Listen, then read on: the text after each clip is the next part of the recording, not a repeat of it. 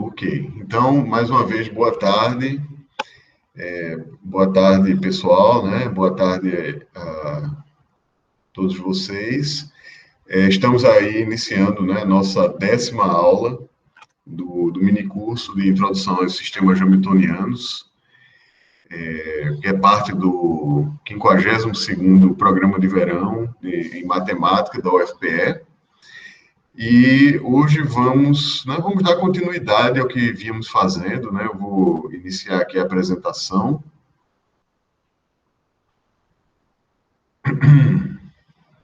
Tá? Então, as notas, né, da aula. E sempre que for necessário, a gente vai fazer uma revisão. Eu estou com as notas da aula 9 aqui do lado, tá bom? E aí, à medida que surgir a necessidade, vocês perguntarem, a gente pode voltar para a aula 9 e revisar, tá? Então, o que estamos estudando são a álgebra linear simplética, né? Então, basicamente, é a teoria de matrizes reais ou complexas, complexas não reais, né? Que são hamiltonianas ou simpléticas, né? Muito bem. E os espaços vetoriais, né? Quer dizer, eu estou falando dessas matrizes, mas, na verdade, assim, o que é básico mesmo é o espaço vetorial simplético, né? Que é um espaço vetorial dotado de uma forma simplética, né? Como nós já falamos em várias aulas anteriores. Tá? Vamos lembrar o que é uma matriz simplética, né? Então, a matriz simplética, ela tem essa propriedade, né? Ela satisfaz essa identidade, né? Onde J é aquela matriz dita simplética padrão, que é essa matriz que está aqui, essa matriz antissimétrica não degenerada, né? Quer dizer, inversível, perdão. Pronto, então, o que é que essa equação significa, né? Do ponto de vista conceitual, essa equação significa que se você faz uma mudança de base, tá? Passando da base canônica para uma base dita simplética, né? A forma simplética do R2N ou do C2N, ela permanece a mesma, tá certo? Ela é preservada, né? Então, essa equação, ela expressa esse fato. Bom, e lembramos também, né, que uma matriz A de entradas em R ou C é dita hamiltoniana se a transposta dela vezes J, mais J vezes a matriz, é igual a matriz nula. Certo? Essa equação tem a ver com algumas coisas que vimos antes, né? Uma propriedade importante, né? Tudo bem se alguns de vocês não lembrarem, né? É que essa equação, ela indica um fato interessante. Se você pegar o grupo das matrizes simpléticas, que é um grupo de Lie, e você olhar o espaço tangente na matriz identidade, aí você vai obter um espaço vetorial que é exatamente o espaço vetorial formado pelas matrizes hamiltonianas, tá? Então, e a equação que é satisfeita é exatamente essa daqui. Muito bem. Isso aqui também expressa uma propriedade que eu acredito que eu tenha falado na aula passada. Deixa eu só voltar aqui rapidamente para mostrar a vocês. Eu acho que estava um pouquinho aqui.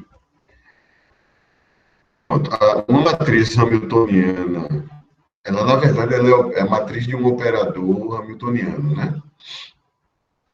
Então, a gente tem o espaço vetorial V e a forma simplética ômega, e a matriz hamiltoniana, ela expressa o fato, né, de uma maneira, né, como matriz, esse fato importante aqui, né, que a gente pode escrever independente de matrizes, coordenadas, tá certo? Nada disso. Que é o fato de que né, um operador hamiltoniano, ele entre aspas, anti-autoadjunto em relação à forma simplética, tá? Então, ele muda de lado, né? Ele muda de lado aqui quando você aplica a forma simplética, ele muda de lado, mudando de sinal, tá certo? Então, lembra aqueles operadores que aparecem lá na álgebra linear, né? Que a gente chama de autoadjunto, por exemplo, pode chamar de anti-autoadjunto, se tiver com esse comportamento que está aparecendo aqui, né? Sendo que o ômega lá seria o produto interno, tá certo? Ok. E aí, muito bem. Então, né, e só reforçando, né, uma, um operador simplético, ele seria o que a gente podia chamar de uma ômega isometria. Ou seja, quando você aplica ômega, né, a um par LU, LV, aí você obtém ômega de UV, tá bom?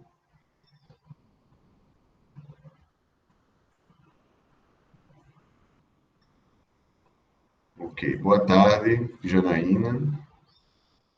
Tá bom, pessoal. Então, só para a gente lembrar que eu acho importante, né? Uma equação como essa, que cai assim na sua frente, parece uma coisa aleatória, né? Mas ela tem essa base conceitual aqui, né? Que eu tô mostrando, tá certo? Em termos da forma simplética, né? Tá? Esse ambiente aqui, ó, espaço vetorial, forma simplética, é o ambiente básico dos sistemas hamiltonianos, tá certo? Na verdade, sistemas hamiltonianos, de uma maneira mais geral, eles ocorrem em variedades simpléticas, não em espaços vetoriais. Mas, assim, a teoria, ela vem, né, digamos, a teoria local, tá certo, para sistemas hamiltonianos, ela é essa que a gente está estudando agora, né, a teoria dos espaços vetoriais simpléticos. Muito bem, vamos continuar, né? Então, dado um sistema linear de ADOs, z ponto igual a z, com z representando pontos de R2N, onde sabemos que A é matriz hamiltoniana, se fizermos uma mudança de coordenadas simplética, certo? Então, aqui eu vou representar a matriz simplética sempre com essa letra um pouquinho estranha, talvez, né? O Xi maiúsculo, tá? Aí ela fica bem destacada, né? Certo? Então, quando a gente faz uma mudança de base, né, uma mudança de coordenadas para coordenadas simpléticas, tá certo? Uma mudança simplética, perdão, de coordenadas, o que é que acontece, né? Um sistema original. Então, vamos lá. Se eu derivar em relação a t, como psi é constante, então, o que é que eu obtenho? Né? Eu obtenho a derivada vai ficar só, né, psi vezes o ponto. E isso aí vai ser igual a A vezes Z, mas aí eu já substituí, né, aqui, eu substituí Z por C vezes U, tá? Então aqui é Z, né?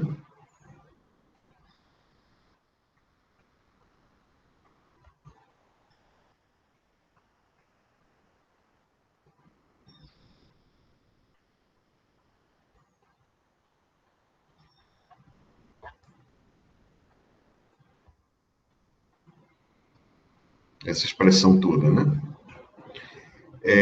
Então, o ponto, né? Se eu agora resolver essa equação aqui, o ponto é igual a xi inverso a xi u, tá? Então, essa matriz nós afirmamos que ela também é hamiltoniana. Vamos ver isso. Então, para ser hamiltoniana, ela tem que satisfazer aquela equação que está lá em cima, né? Essa equação aqui, essa aqui. Então, a gente vai verificar que essa equação é satisfeita pela B, né? Que é a matriz que aparece aqui, ó, quando eu faço uma mudança de base, uma mudança de coordenadas no sistema hamiltoniano dado. Tá bom? Então, vamos lá. Substituindo, né? Então, eu escrevo B transposto J, que é igual a xi inverso a xi transposta J. Aí, eu tomo a transposta do produto, fica xi transposta, a transposta, xi inverso transposta, J, né? E note que quando eu tomo a transposta da inversa de uma matriz, é a mesma coisa que tomar a inversa da transposta da matriz. Então, se transposta, a transposta, né? Repetindo aqui os dois primeiros fatores, e esse terceiro fator aqui,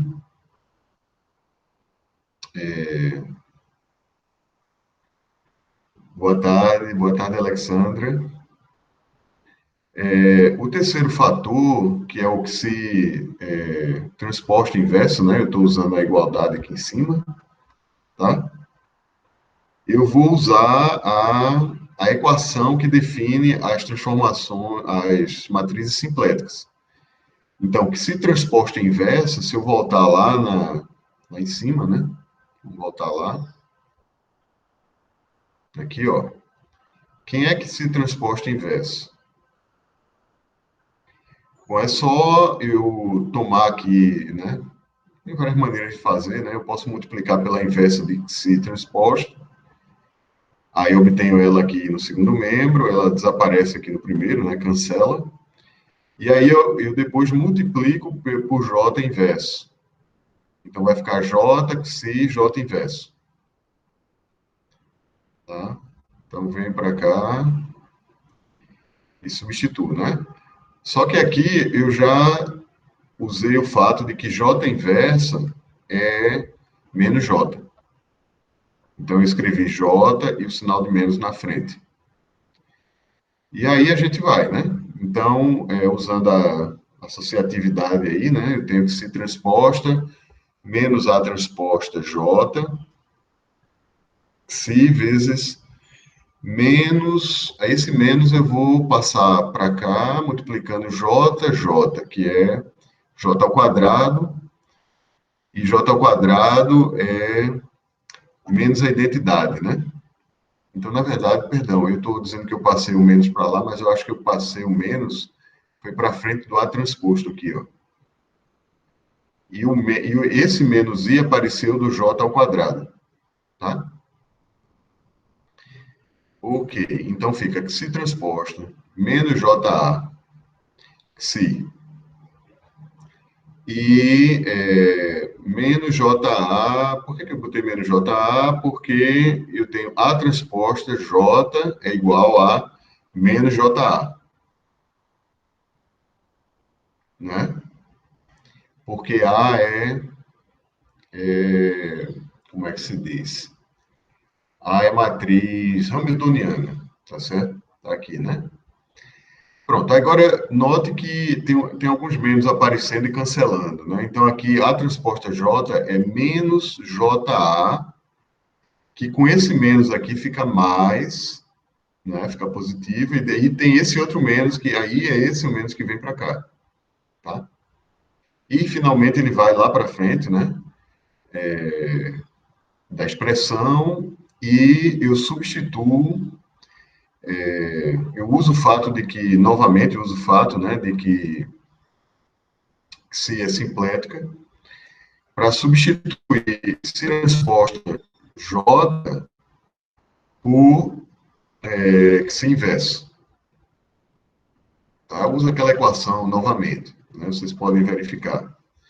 e ficar, então, com menos J, que se inversa, A, que se.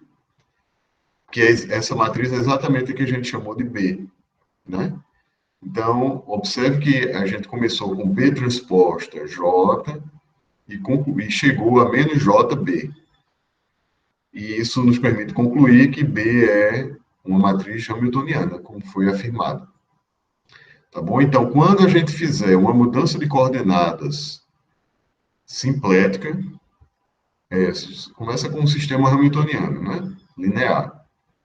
Aí faz uma mudança simplética, tá? O novo sistema, que é esse aqui, ele também é hamiltoniano, tá bom?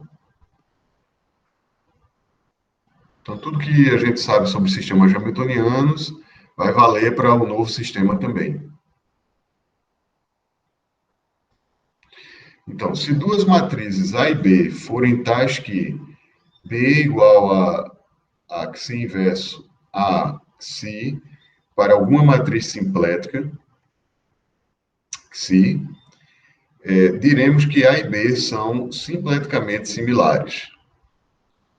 Nosso objetivo é encontrar formas canônicas para matrizes simpléticas e hamiltonianas via similaridade simplética.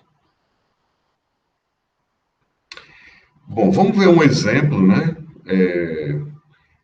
de matrizes hamiltonianas que têm um comportamento não muito simples, né? Então, matrizes hamiltonianas similares podem não ser simpleticamente similares, tá certo? Porque, assim, a similaridade, digamos, né, você ser capaz de obter uma das matrizes fazendo a multiplicação, né, da matriz dada por uma outra matriz de um lado e pela inversa da matriz do outro, né, o que a gente chama de conjugação, né, da matriz, esse fato, assim, quando a gente tem, né, que isso é possível para uma matriz inversível, essa matriz inversível não precisa ser simplética, tá certo? Então, não sendo simplética, bom, então não há similaridade simplética, né? Então, vejamos o exemplo do oscilador harmônico unidimensional. Veja que um exemplo já aparece aqui nesse contexto bem básico, né? Então, ó, H1, o oscilador, né, que nós vimos lá no início do minicurso, um meio de Q ao quadrado mais P ao quadrado, e H2 é menos um meio de Q ao quadrado mais P ao quadrado, né, que são as hamiltonianas deste sistema físico. Tá? O sistema físico é o mesmo, apenas a gente está usando uma maneira diferente, né, de descrever o sistema, assim, usando como sistema hamiltoniano, tá certo? Muito bem. Então, as matrizes hamiltonianas correspondentes são as seguintes. Como é que a gente obtém essas matrizes? Alguém quer dizer? Se eu tenho esse hamiltoniano, né? Essas duas hamiltonianas aqui, H1 e H2, como é que eu vou obter essas matrizes? A1 e A2. Alguém gostaria de tentar uma resposta? Você pode botar na página de cima, professor, por favor? Sim, sim, sim. É...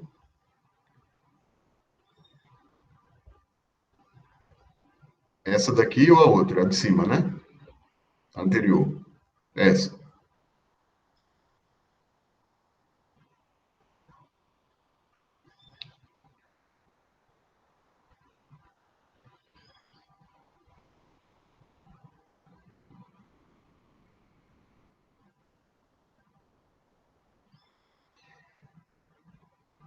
Bom, essa matriz, ela é a matriz que vai definir o sistema linear de EDOs, né?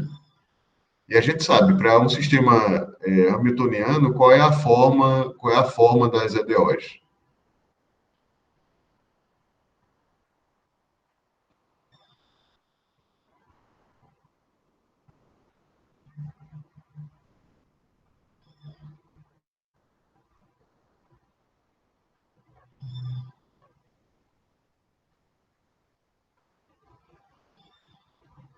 Alguém quer tentar aí? Como é que é a EDO do sistema hamiltoniano?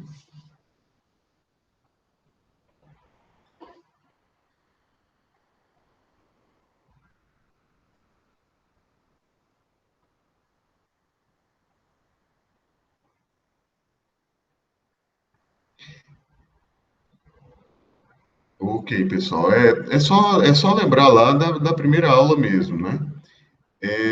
O que é que a gente tem que fazer? A gente tem que calcular o gradiente dessas funções, né? H1 e H2. E multiplicar o gradiente por J. Então, se eu derivar H1, eu vou obter o, o funcional linear, né? Que é QP. Tá certo? Q e P são variáveis reais, né? E o outro vai ser menos Q menos P. O gradiente é o transposto disso, tá? Menos Q menos P. Perdão, Q, P e menos Q menos P. E aí eu multiplico por J. Vocês lembram disso aí? Estão lembrados?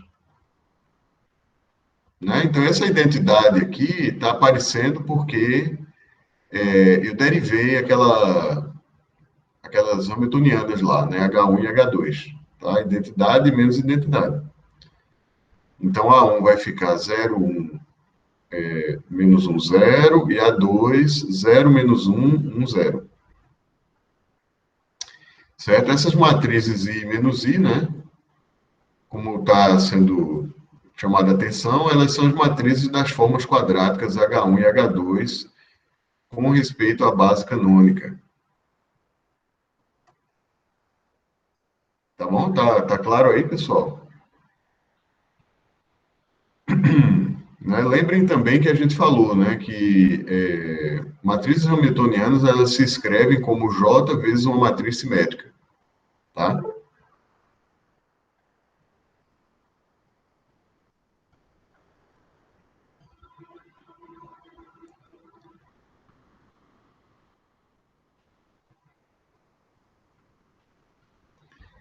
Tá bom? Então,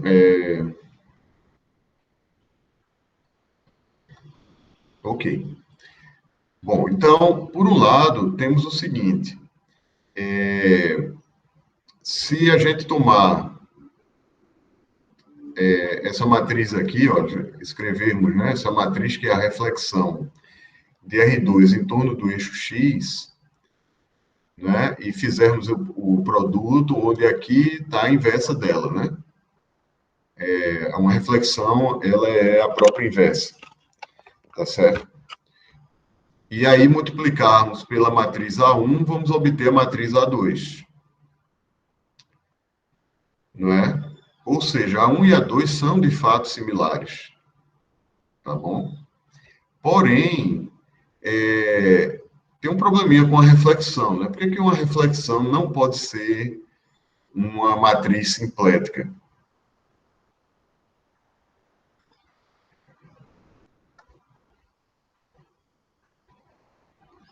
Querem tentar responder? Essa daí é um fato que a gente viu na aula passada. No caso aqui, né? No caso de R2, no caso de R2 e no caso geral mesmo, né? Uma reflexão não perdão, deixa eu me corrigir isso. Em R2, só para ficar mais simples, tá certo? Depois eu explico por que talvez uma reflexão pode vir a ser simplética. Poderia, em princípio, poderia. Talvez a gente pudesse argumentar depois que não. Mas alguém gostaria de justificar por que essa reflexão não é simplética?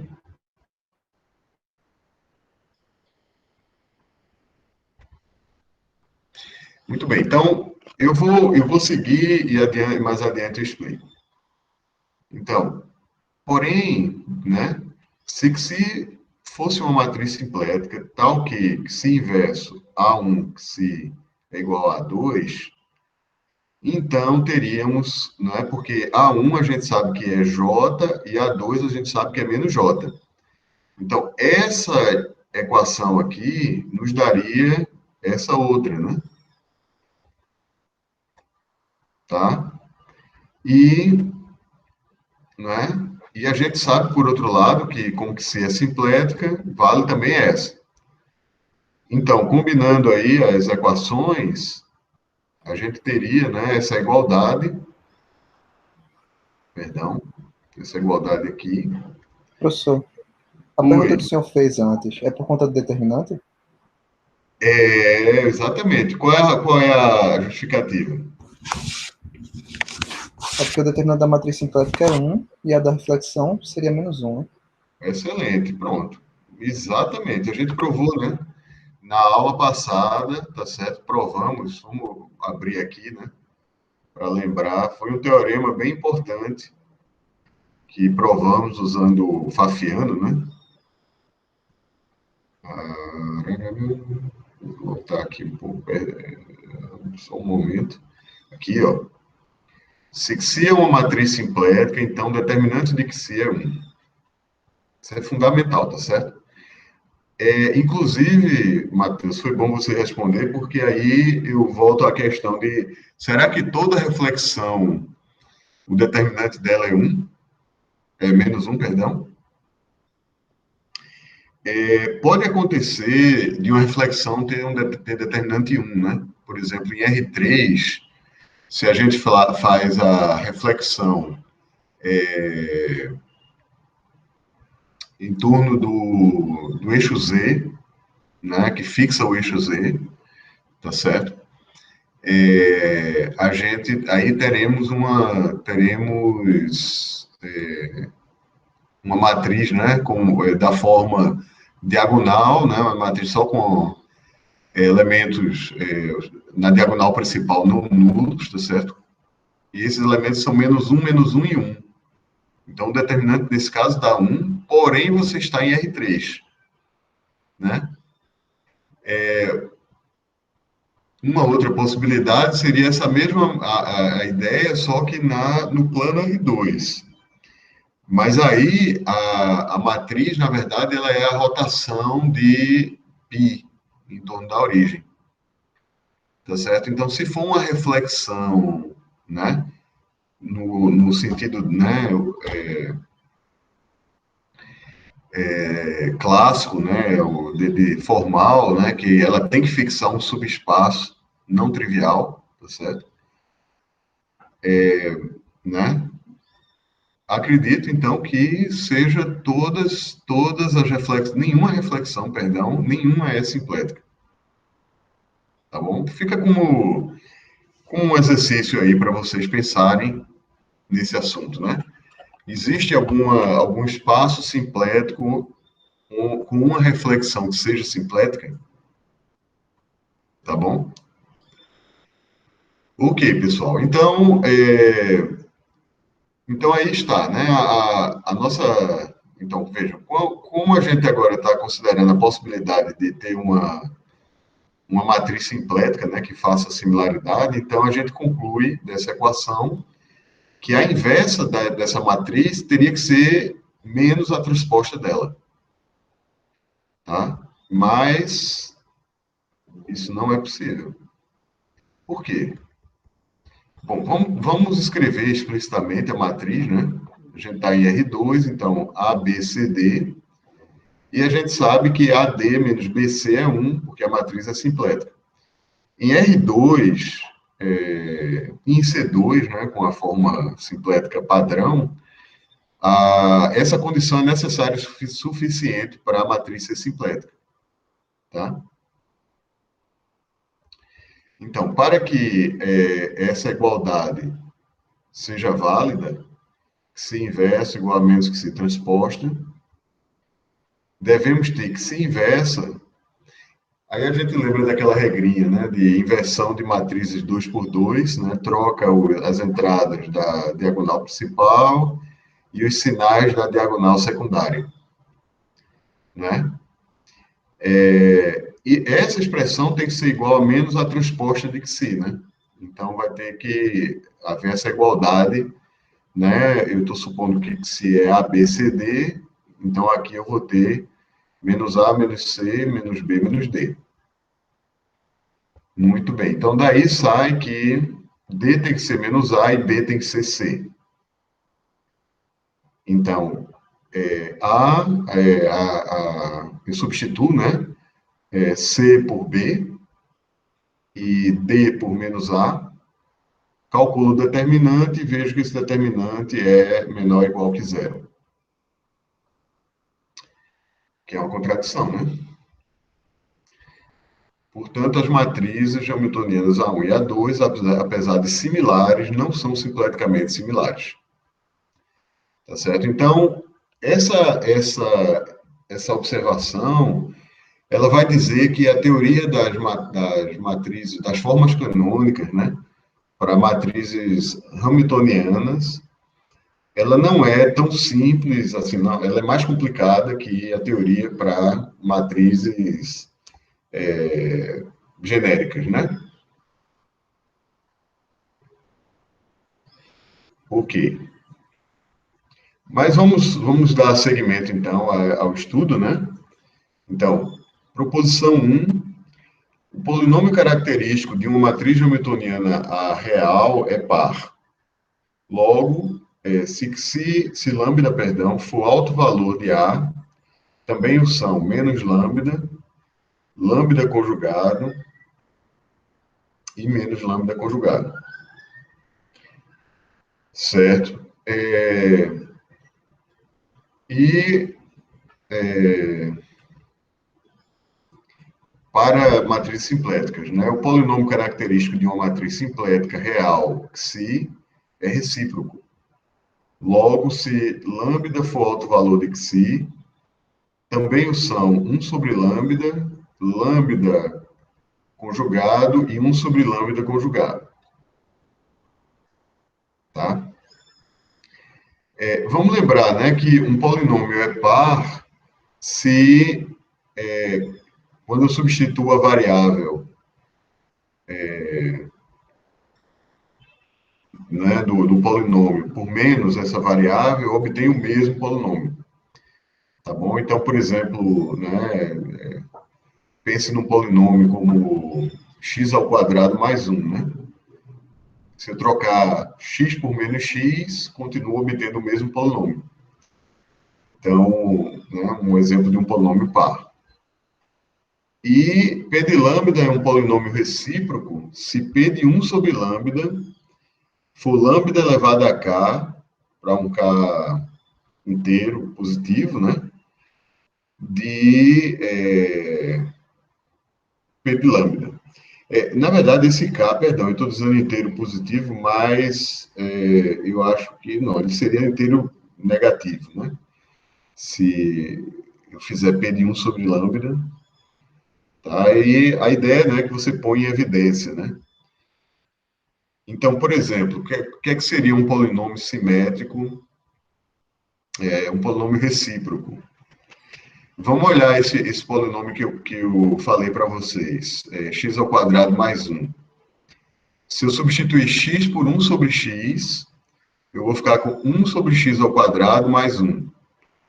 E aí, se eu puser 1 sobre x ao quadrado em evidência, fica 1 sobre x ao quadrado multiplicado por 1 mais x ao quadrado, que é o nosso P de lambda, né?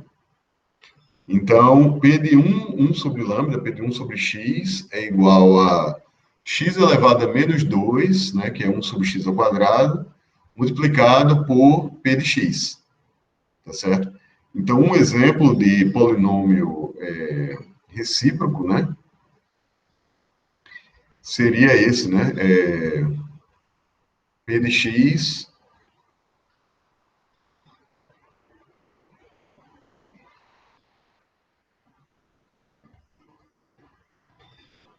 recíproco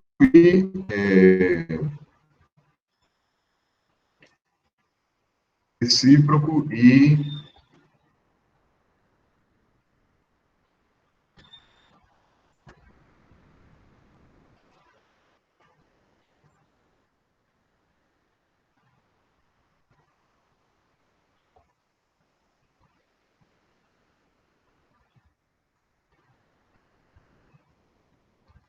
recíproco e par, né? Mas, assim, dá para pensar em outros exemplos que, né, a gente pode, né, passar um pouquinho mais de tempo nesse conceito. Vejam só, se eu tomar um polinômio assim, 1 mais 3x mais x ao quadrado.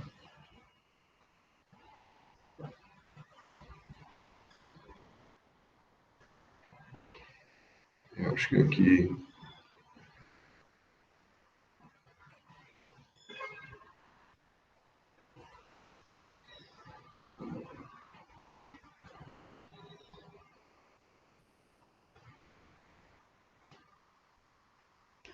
Tá, esse é um outro polinômio que é recíproco também, né? Ele não é par, mas ele é recíproco.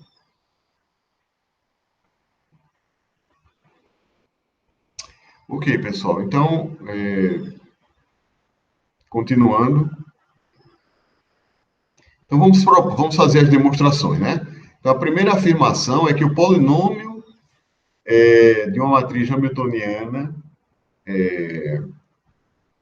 é par, tá certo? Vamos ver isso. Então, polinômio característico, perdão. Então, o polinômio característico da matriz A é o determinante de A menos lambda vezes a identidade, né? Lambda é a variável. Bom, eu ponho em evidência o J, tá certo? Perdão, ponho em evidência não, eu introduzo. Determinante de J é 1, portanto, eu posso multiplicar aqui esse determinante que eu escrevi por determinante de J. Então, determinante, agora, usando a propriedade, né, da multiplicativa dos determinantes, eu vou ter determinante de JA menos lambda J, faltou um parêntese aqui, né?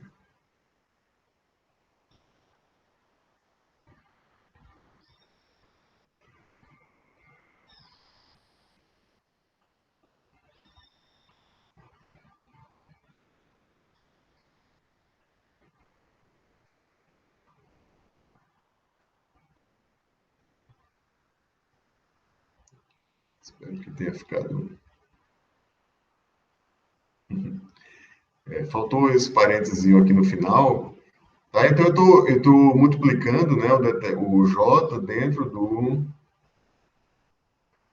no argumento do determinante. Aí eu uso que JA é menos a transposta J, né?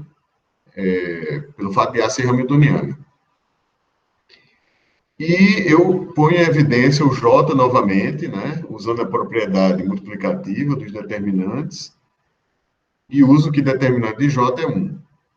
Então, eu vou ficar com determinante de menos A, menos lambda I, transposta, né? Lembro também que o determinante da transposta é o determinante da matriz. E aí eu tenho que isso dá determinante de menos A, menos lambda I. Tá certo? E põe em evidência esse menos 1. Aí, o menos 1 ele vai sair multiplicando aqui, né? O determinante. Só que a gente está supondo que o nosso espaço ele tem dimensão par, né? É o R2N ou o C2N. Então, eu vou obter menos 1 elevado a 2N aqui fora. E por isso eu fico com 1, então, determinante de A mais lambda J, lambda I.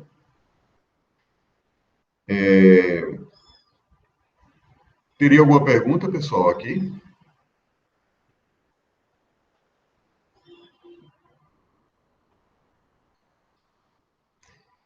Tudo bem? A gente pode seguir?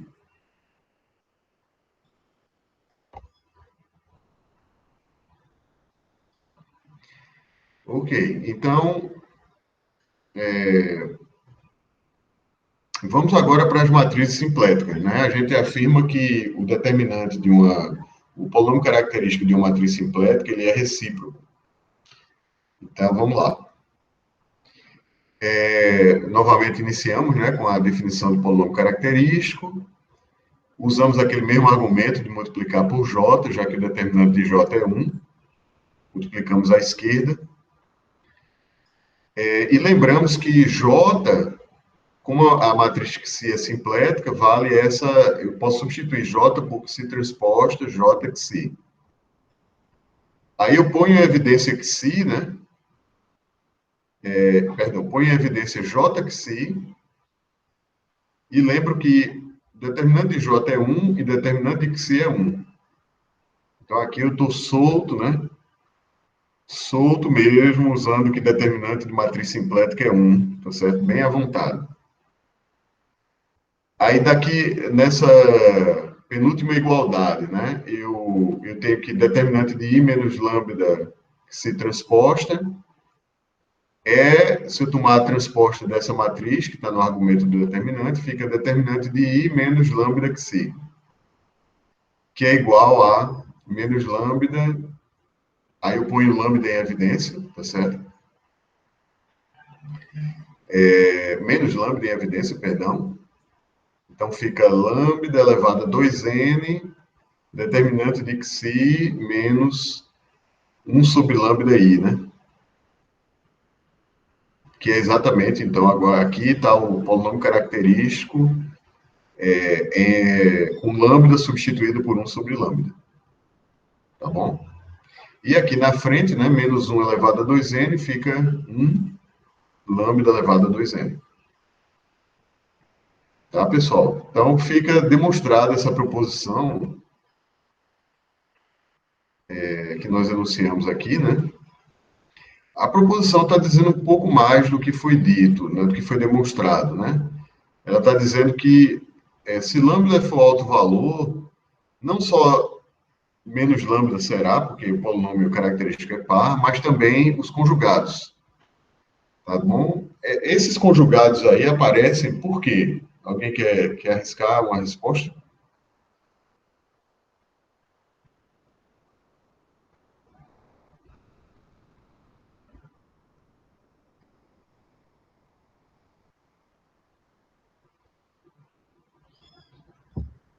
Será que a matriz A e a transposta elas são similares?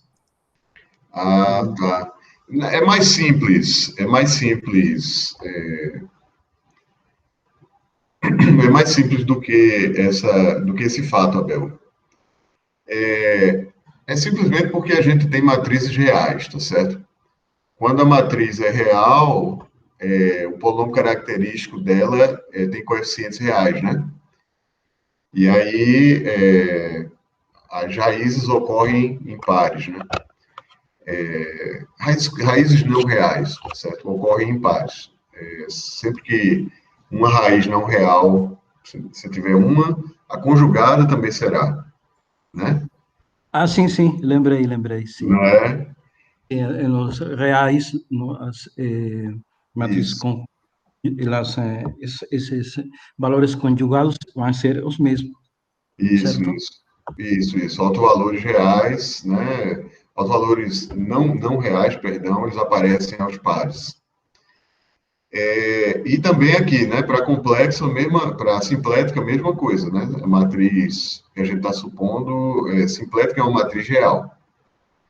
Muito bem, então a gente tem, olha, quando a gente tiver autovalores não reais, a gente, ao descobrir um, obtemos 4, na verdade, tá bom?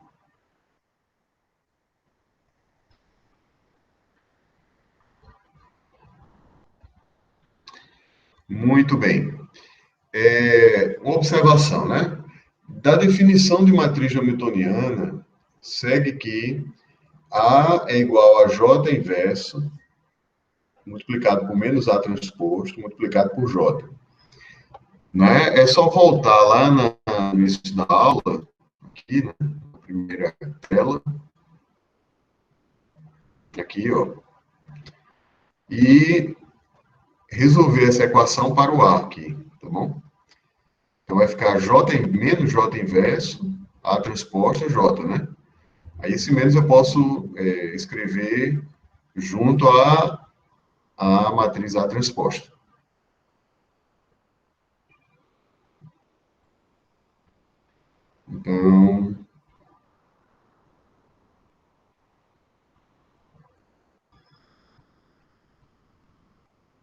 Então, a gente observa que A e A transposta, ou menos A transposta, são matrizes similares.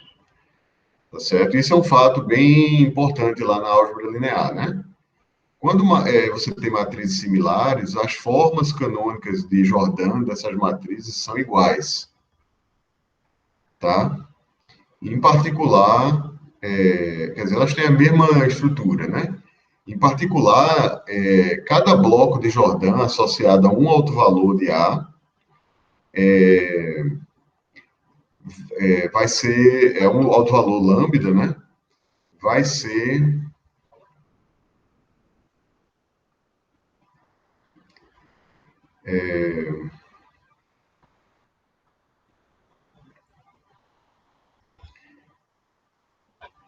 o mesmo que para o seu negativo, tá certo?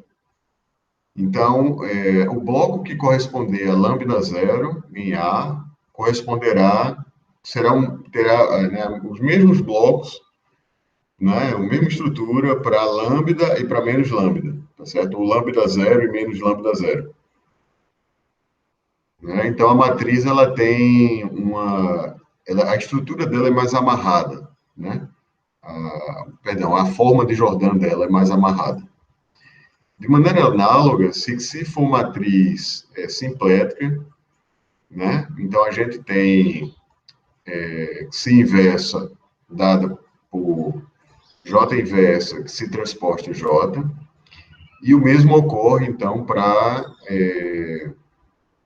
os blocos de Jordan de Xi inversa e de Xi transposta, certo? Os autovalores de Xi transposta são os mesmos que os autovalores de Xi, né?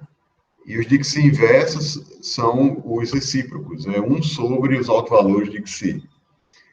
Então, a estrutura de blocos de um autovalor lambda de Xi será a mesma que a estrutura dos blocos correspondentes ao autovalor 1 sobre lambda, né, 1 sobre lambda zero aqui, né? Tá bom? Então, eles têm a mesma forma, em particular, terão a mesma multiplicidade, né? Então, as multiplicidades de lambda zero e menos lambda zero, como autovalores da matriz hamiltoniana real A, são iguais. As multiplicidades de lambda zero e 1 sobre lambda zero, como autovalores da matriz simplética real Xi, são iguais. Tá bom?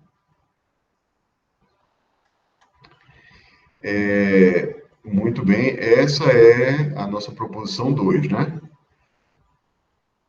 Um corolário da proposição 1. Vamos lembrar, né, a proposição 1.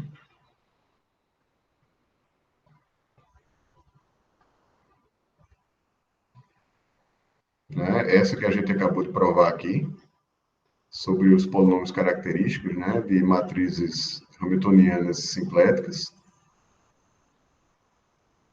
Então, corolário, se lambda zero igual a A mais BI for autovalor da matriz hamiltoniana real A, e A for diferente de zero, então a origem é um equilíbrio instável do sistema hamiltoniano, né?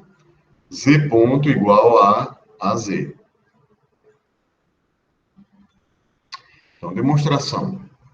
A solução geral de Z ponto igual a AZ se escreve como E elevado a T vezes A Z0. Né? A gente falou sobre isso lá atrás na teoria, né, dos sistemas hamiltonianos lineares. E aí, se Z0 for autovetor de A associado a lambda zero, a gente tem essa equação bonitinha aqui, ó. E elevado a TA vezes Z0 é igual a E elevado a T lambda zero Z0.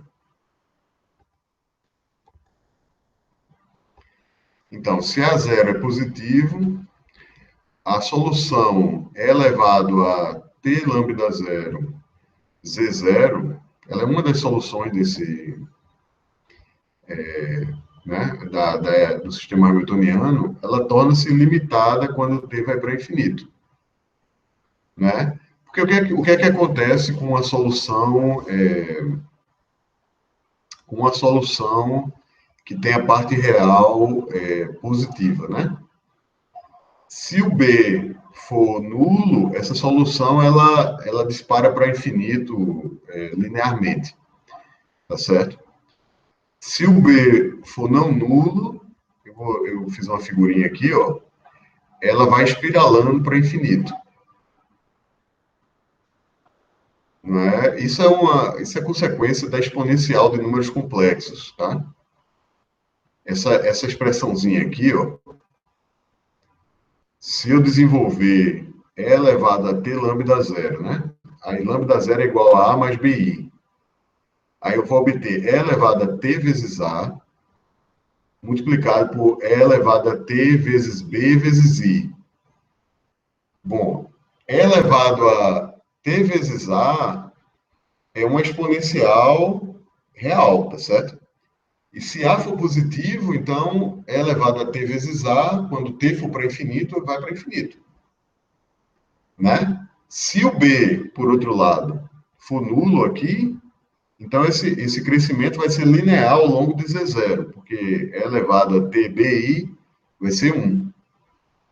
Mas se o B for não nulo, né, a exponencial de E elevado a TBI vai ficar cosseno de BT mais I seno de BT.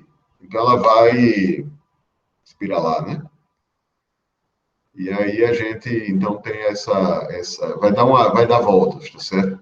Mas aí ela vai dar voltas, né, ao mesmo tempo em que o módulo, né, a norma do vetor vai aumentar porque elevado a TA vai para infinito. Então é por isso que ocorre a instabilidade para A positivo. Agora, se A0 for negativo, veja que bonito. Eu sei que, tudo bem, seria o contrário, né? Seria na direção Z0, a solução agora ela vai tender para a origem. Só que para matrizes hamiltonianas, menos o alto valor também é alto valor. Então, vai existir uma outra solução, né? Eu acho que eu estou misturando aqui, deixa eu ver só o zero, se apareceu um zero aqui no enunciado. Não tinha, né? Eu acho que não era para ter esse a zero aqui. Não era para ter ele aqui. E nem era aqui.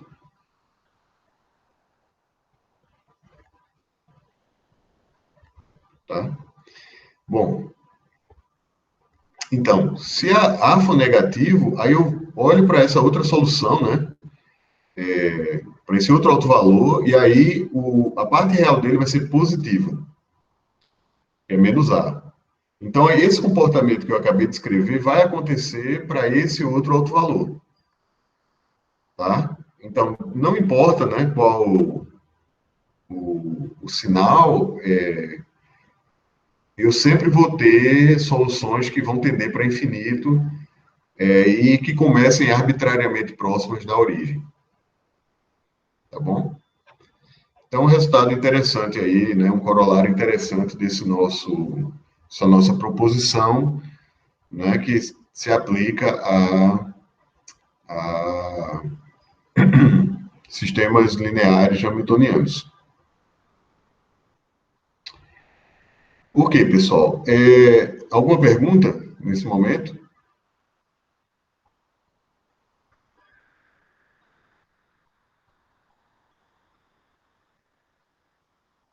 Tá, eu vou, só um momento, eu vou precisar conectar aqui a bateria.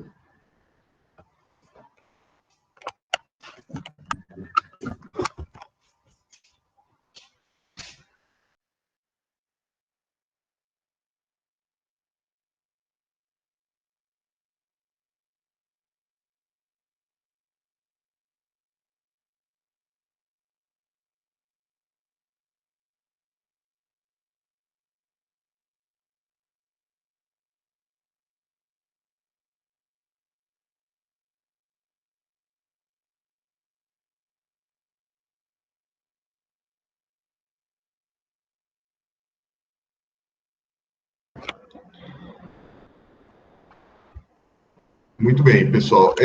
Na última aula, a gente falou que podia fazer um intervalo para perguntas, né? Podemos parar 10 minutos, se vocês quiserem, para que vocês possam perguntar. Gostariam de fazer isso?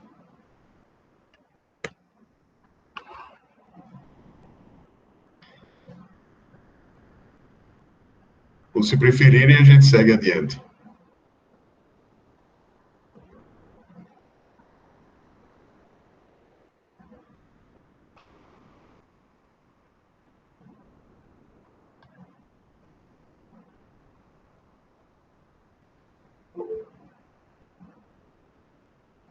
Certo, tá bom. Tudo bem, todo mundo ok, então? A gente segue?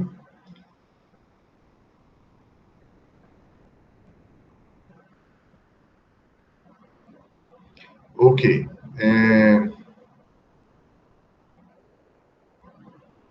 Estão vendo aí, né, minha tela novamente? Bom, vamos lembrar então, né?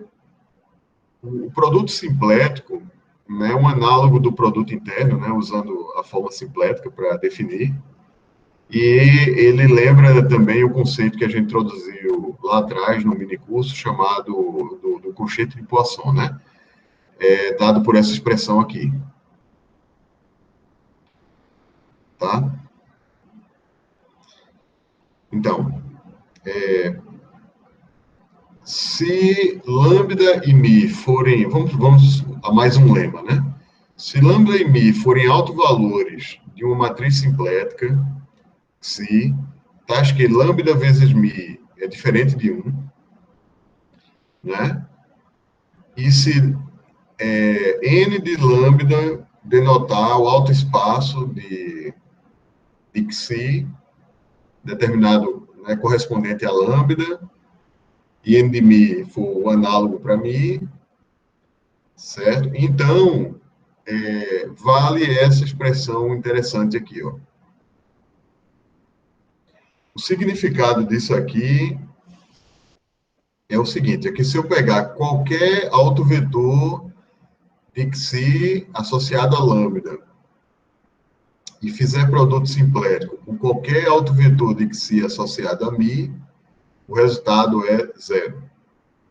Tá? Por outro lado, se lambda e mi forem autovalores da matriz hamiltoniana A, tais que a soma deles é diferente de zero, então o produto simplético do autovalor, do autoespaço, né, associado a lambda com o autoespaço associado a mi é nulo. Certo? Então, para matrizes simpléticas, é o produto, né? Que tem que ser diferente de 1. Para matrizes hamiltonianas, é nulo. Perdão, é não nulo. Lá é diferente de 1, né? E aqui é diferente de 0. É como se fosse o exponencial um do outro, né? Falando informalmente, né? Bom, então, demonstração. Sejam Z e W tais que psi de Z igual a lambda de Z e psi de W igual a mi de W, certo? São autovetores, né? De psi associados a lambda e mi. Então, o produto simplético de psi Z W é igual a lambda ZW, certo? Aí eu traduzo isso em termos de matrizes, né?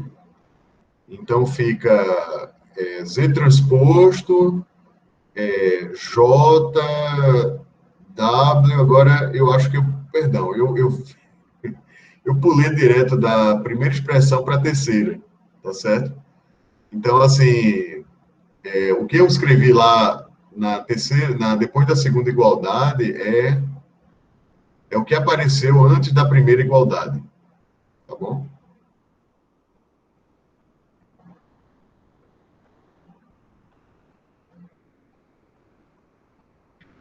Então, né, porque aqui eu faço Z transposto, que se transposto, aí tem o J, que é a matriz do produto, né, e W.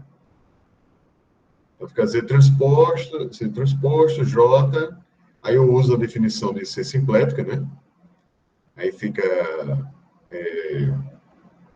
C inversa, W. Então, isso é Z transposta, J, C inversa de W é Mi inversa de W, Mi inverso, perdão, porque é o alto valor, né, W é alto vetor, e então sai o Mi inverso. Então, ó, lambda Mi menos 1, né, porque eu multiplico. Agora eu olho para essa expressão aqui e essa, né? As duas são iguais. Então, eu obtenho, multiplicando por Mi em ambos os membros e escrevendo no primeiro membro, né? Todo mundo. Fica lambda Mi menos 1 multiplicado pelo produto simplético de Z e W. Então, como, por hipótese, lambda vezes Mi não é 1, e aqui eu escrevi 0, mas era para ter escrito 1,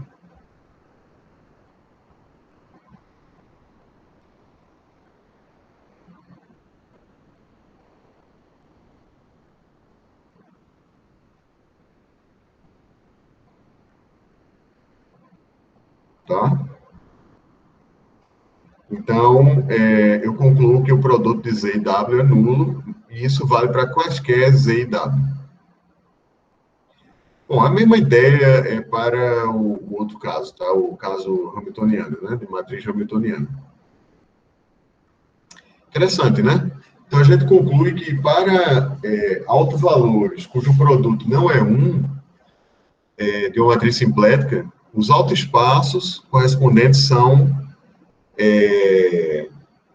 são simpleticamente ortogonais, né? Um do outro. E o mesmo ocorre no caso de matrizes hamiltonianas se a soma dos autovalores for não nula.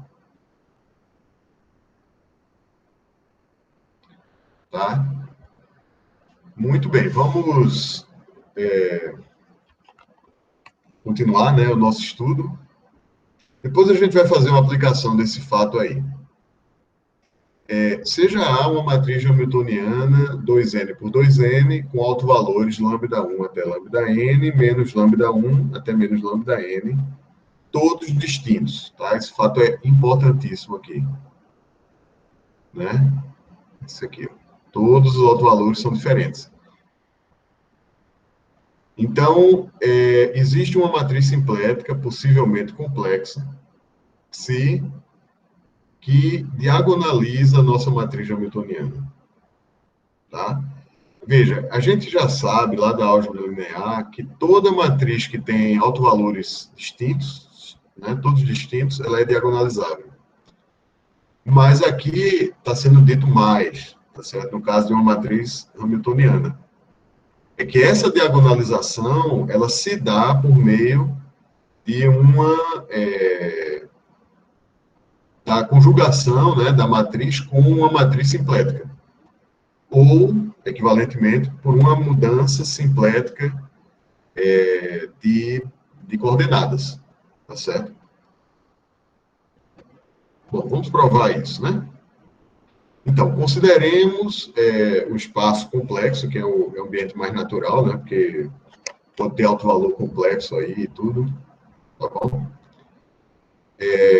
Complexo não real, né? Então, consideremos V igual a C2N e os autoespaços de A, N de lambda 1 até N de lambda N, N de menos lambda 1 até N de menos lambda N. Segue do lema 1, do lema anterior, né, que os subespaços dados pelas somas diretas dos autoespaços para os lambda J, e um deles é o U, né, que é a soma para os lambda J, e o outro é o W, que é a soma direta dos autoespaços para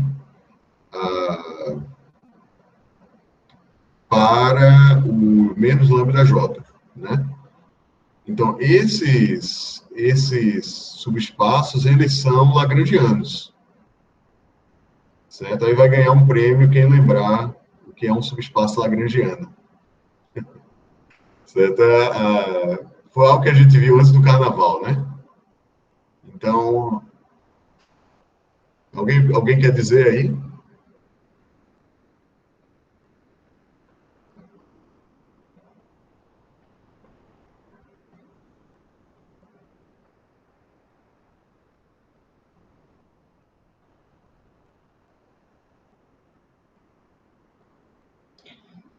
Vejam só, um subespaço lagrangiano é um subespaço onde, primeiro ele é o quê? Um subespaço isotrópico. E o que é um subespaço isotrópico? Vamos revisar a aula passada, né? Vou dar uma olhadinha aqui.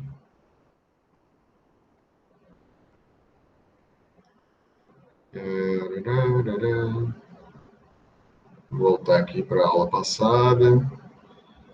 A gente falou de ortogonal simplético, né? O ômega ortogonal. E...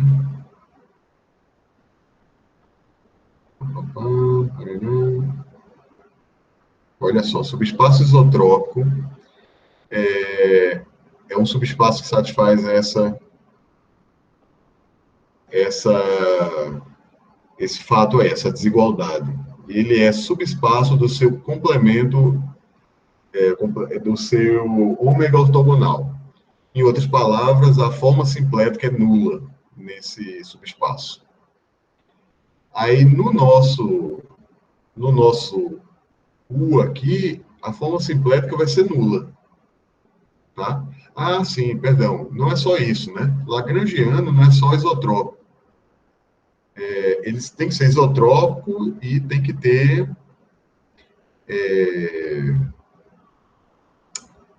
a dimensão dele, né? Tem que ser a maior dimensão possível para um subespaço isotrópico, que eu acho que está dito aqui também na aula passada, tá? Aqui, ó. Na verdade, é quando vale a identidade, né, dos dois. Assim, esse é um fato, mas o outro fato é a dimensão ser máxima. E a dimensão maior possível para um subespaço isotrópico, ela é metade da dimensão total. Tá certo? Existe um subespaço isotrópico de dimensão n que contém P, e 2n é a dimensão do espaço, né? No caso nosso, a gente está falando do C2n. Então, vamos olhar a dimensão também, né? Então, aqui, ó, essa soma direta tem dimensão n, porque cada subespaçozinho desse, cada autoespaço tem dimensão 1, né?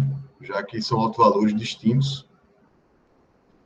Então, tem dimensão n e ela é isotrópica.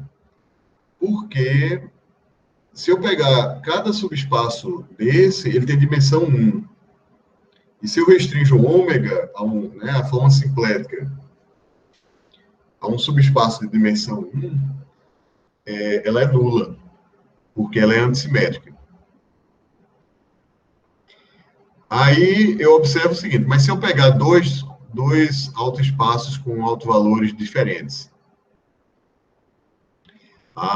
mas aí eles são positivos, né? E se eles são positivos, a soma deles não pode ser zero. Aqui, ó.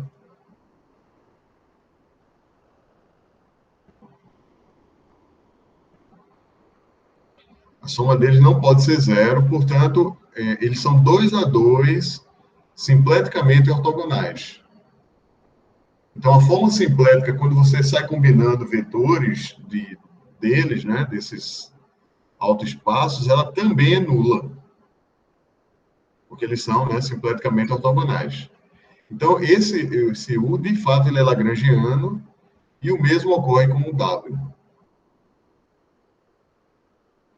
Tá bom?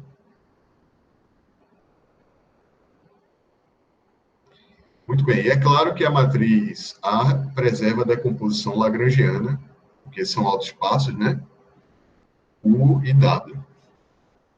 Então, de acordo com a proposição 6 da aula passada, vamos lembrar essa proposição aqui, né? Proposição 6.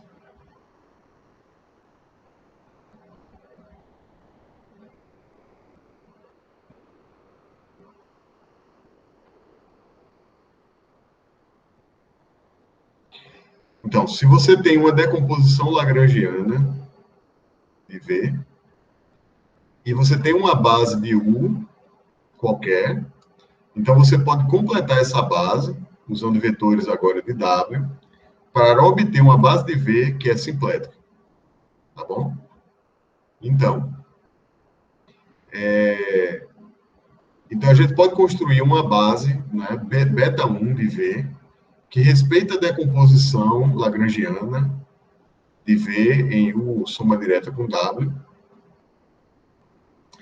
E, usando agora a proposição 7 da aula passada, né, a proposição 7 nos diz como é que fica uma matriz hamiltoniana com respeito a essa base. Tá? Vamos lá, acho que está por aqui. Aqui, ó. Pronto. Então, com relação a uma base dessa maneira, né, construída dessa maneira, a matriz vai ficar assim, ó. B transposta, matriz nula menos B. Onde B é uma matriz real, né, no princípio qualquer, tá certo? De tamanho N por N. Então, ó,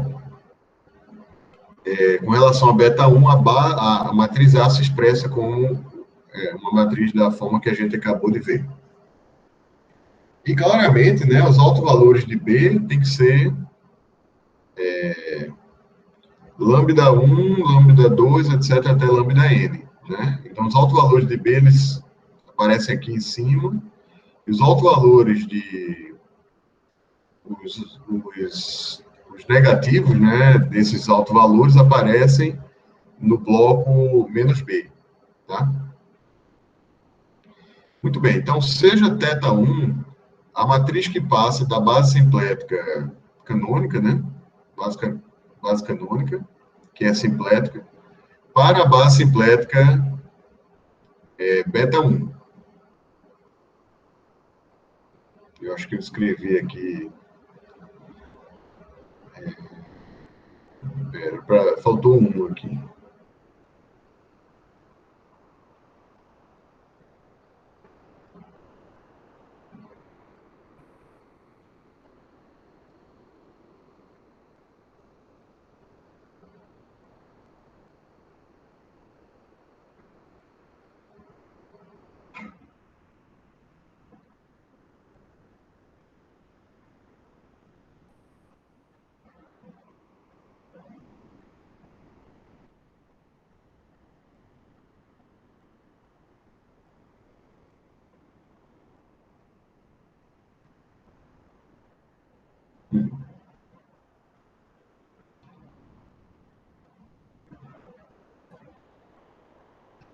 Desculpa, eu estou tentando aqui tirar esse 1.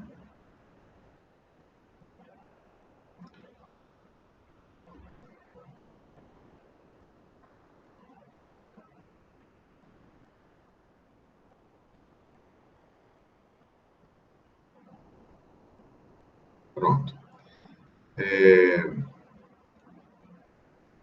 Então, aqui é a base beta 1, né, que nós obtivemos aí da proposição 7 da aula passada. Está melhor, dá para ver, né? Fazer ele maiorzinho.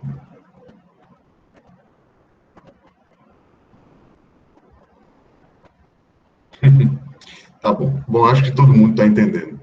Então, θ1 é uma matriz simplética, tá? Né? A matriz de mudança de base. E aí, visto que B tem autovalores todos distintos, existe uma matriz C, tal que você pode diagonalizar B com essa matriz, né? Fazendo conjugação com ela. Aí você constrói uma segunda matriz simplética, tá certo? Que é essa daqui, ó, C transposta, essa daqui é N por N, né? Aí a gente vai construir uma 2N por 2N. C transposta, matriz nula, C inversa. Então, a matriz Xi, que é θ1 inversa vezes θ2, é simplética e cumpre o papel desejado. Ou seja, ela satisfaz a equação que a gente escreveu, né? Que é a equação de diagonalização da matriz A. Essa aqui, ó. Tá bom? Eu, né, sugiro que vocês façam as contas, que não é muito complicado, tá? Na verdade, são contas bem simples, né? Tá mais ou menos já explicado aí, né? Os detalhes, o que fazer. Mas o fato que é importante registrar é esse, né? Que é possível sempre diagonalizar uma matriz hamiltoniana usando uma matriz simplética. Conjugação com uma matriz simplética. Ok. Bom, vamos lembrar o exemplo 1, né, que foi um exemplo onde vimos uma matriz simplética que não existe, né, uma matriz simplética que satisfaça essa igualdade. Tá? Então, voltando ao caso, né, a questão da similaridade simplética versus a similaridade em geral, tá certo? Veja que no caso, lá a gente fez um exemplo que era 2 por 2, mas, na verdade, a impossibilidade valeria para qualquer tamanho, né? 2n por 2n. Porque o fato crucial é esse aqui, ó, é que a inversa é menos a transposta. Se a inversa é menos a transposta, quando você multiplicar a transposta, né, de Xi pela Xi, você vai obter menos I. Tá certo? Só que essa equação, ela é impossível se for real. Por quê, né?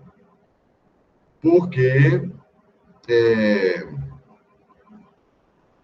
os autovalores de Xi transposto e Xi são todos positivos, né? Se eu fizer, suponha que eu tenho um autovalor aqui, ó. Xi transposta, Xi, V igual a lambda V, né? Aí, veja, eu vou fazer essa conta. Eu vou pegar o produto interno de Xi V com ele próprio, tá bom? Então, como matrizes, eu escrevo desse jeito. Isso dá, perdão, V transposta, Xi transposta, Xi V. Então, Xi V é lambda V, né? E aí a gente tem V transposta, Xi transposta, Xi V. Então, fica lambda V transposta V, que é maior ou igual que zero, porque um vetor, produto interno com ele próprio, né? Vetor real,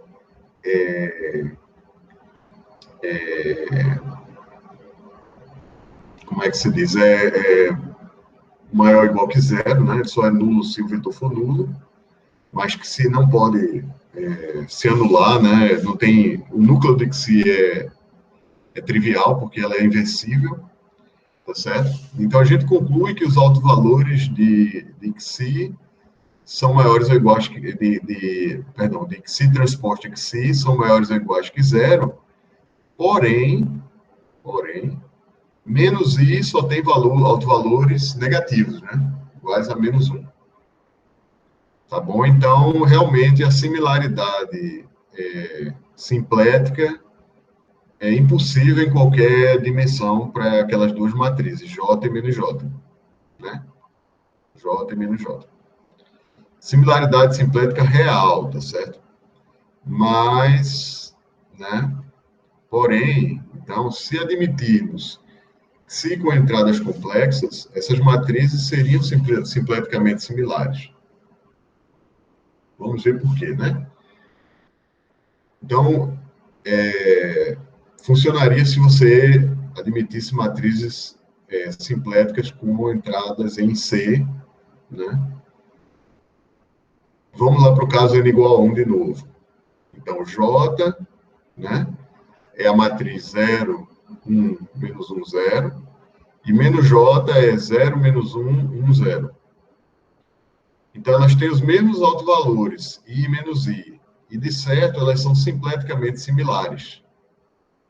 Por quê? Use o fato de que uma matriz 2 por 2 é simplética se somente se tem determinante igual a 1. Tá? Veja só, essas matrizes, como elas têm autovalores distintos, elas são diagonalizáveis, né? E aí os autovalores delas, autovetores correspondentes a esses autovalores, formam uma base, tá certo? Uma base de C2. Então, eles têm determinante não nulo, e aí eu posso, né, reduzir, passar uma matriz, né, multiplicando por essa matriz, multiplicando por uma constante conveniente, eu posso passar uma matriz de determinante 1. Certo? Então, eu obteria, assim, uma conjugação simplética, né?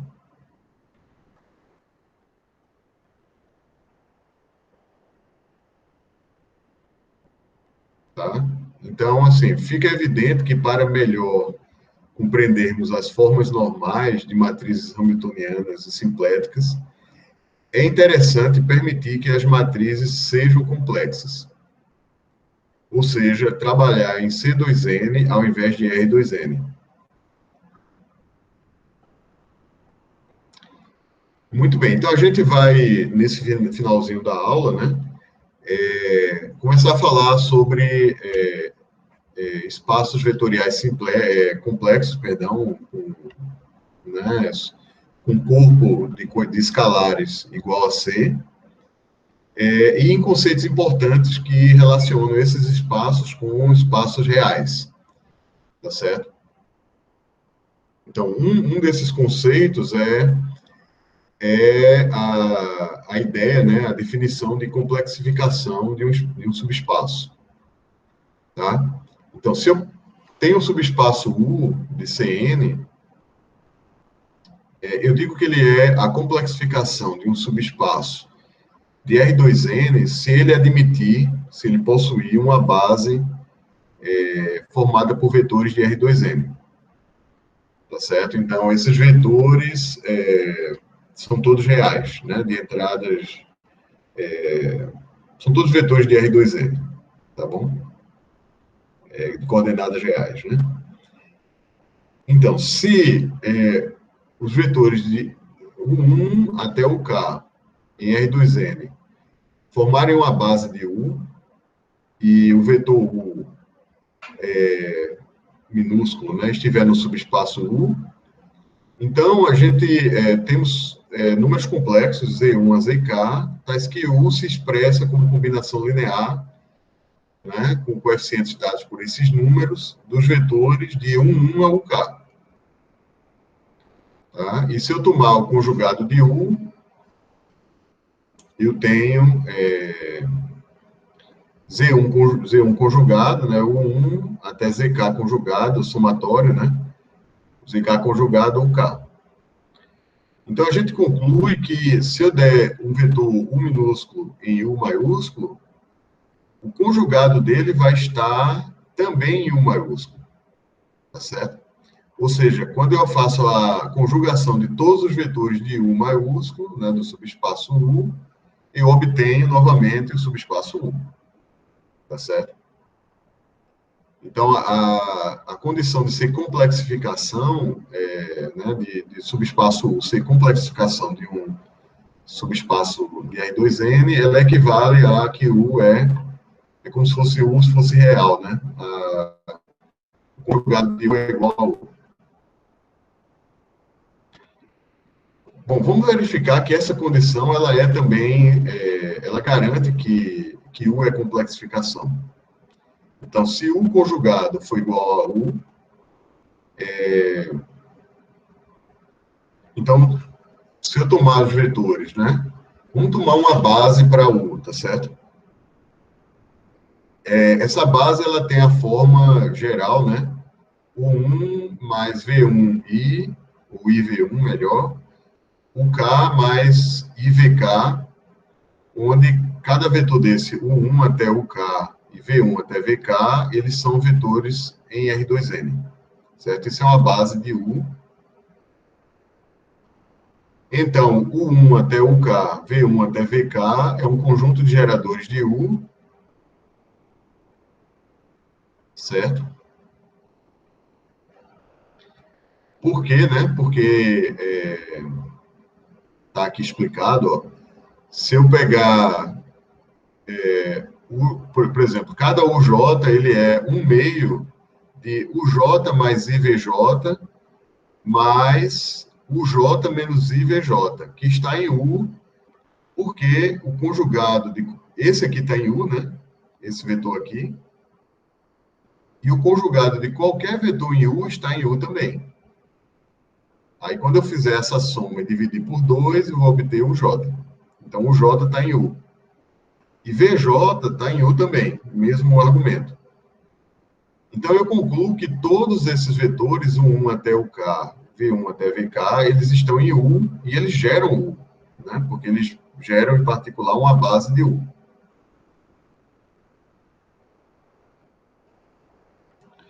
Então, e deste conjunto, extraímos uma base real de U, porque um conjunto de geradores, né, de qualquer espaço vetorial, né, se eu der um conjunto de geradores, eu posso extrair um subconjunto linearmente independente, que, portanto, vai ser uma base.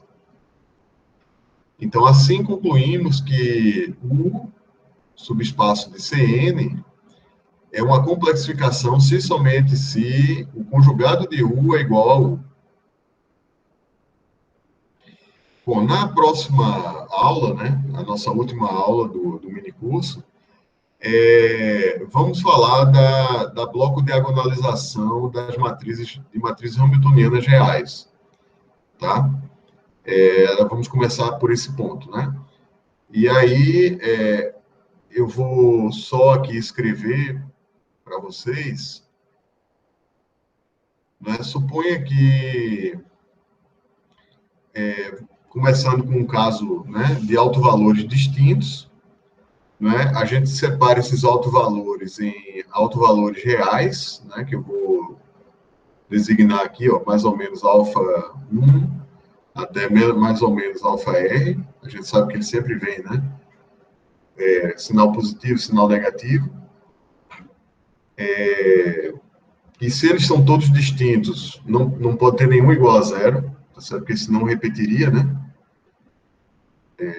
Zero e menos zero, tá?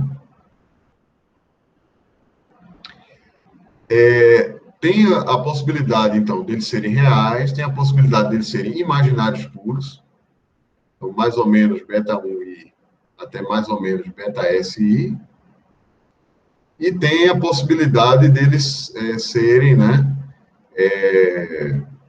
complexos não reais, tá certo? E também multiplicando eles por menos 1. Então, são 4 possibilidades, né?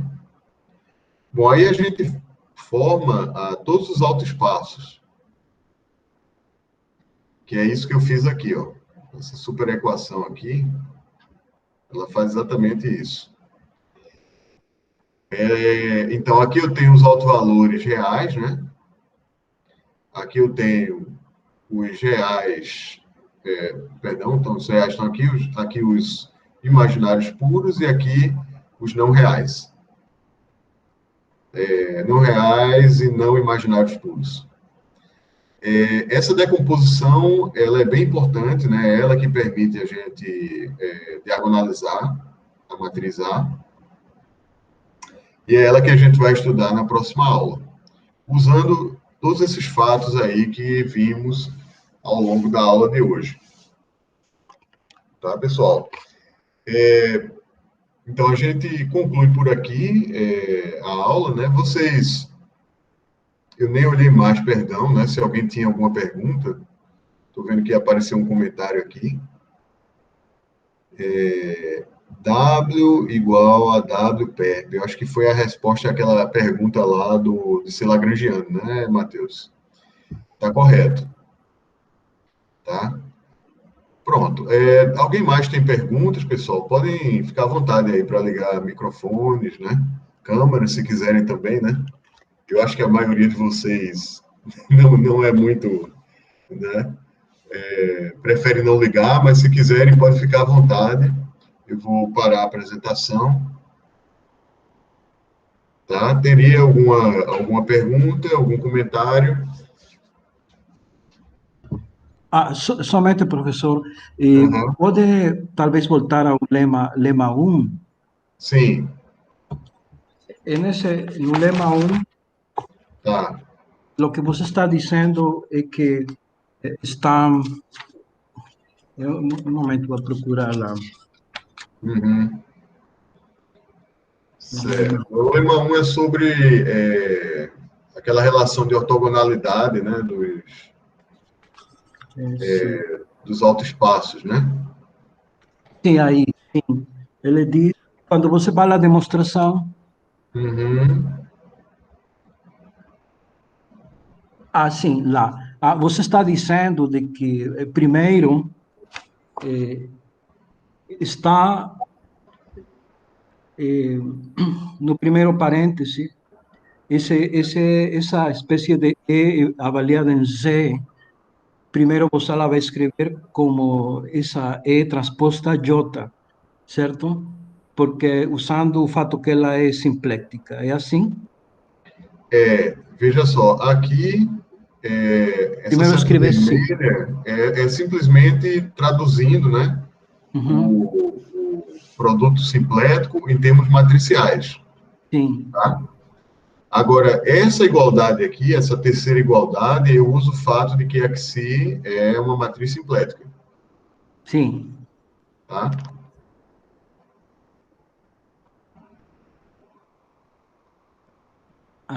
Sim. Né? Porque a definição é que Xi transposta J, Xi é igual a J. Aí eu multiplico pela inversa à esquerda, a inversa de Xi. Aí fica Xi transposta J igual a J vezes Xi, inversa, né?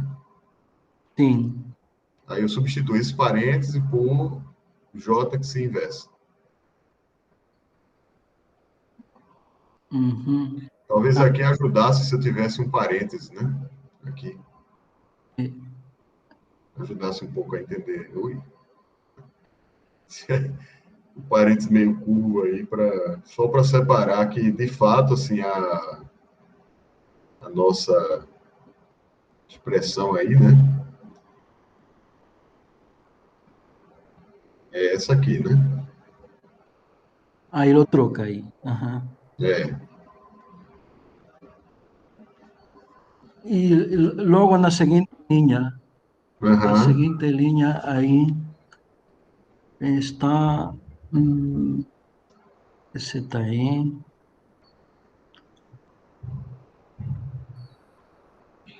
Aqui na segunda, essa igualdade aqui é o seguinte. Sim, Eu escrevo essa daqui, ó, que se a W igual inversa, a né? BW. Uhum. Aí eu multiplico pela inversa de Xi, né, em ambos os membros, né? Uhum. E multiplico por mi inverso em ambos os membros. Então, Xi inversa vezes W é igual a mi a menos 1, né? Vezes W.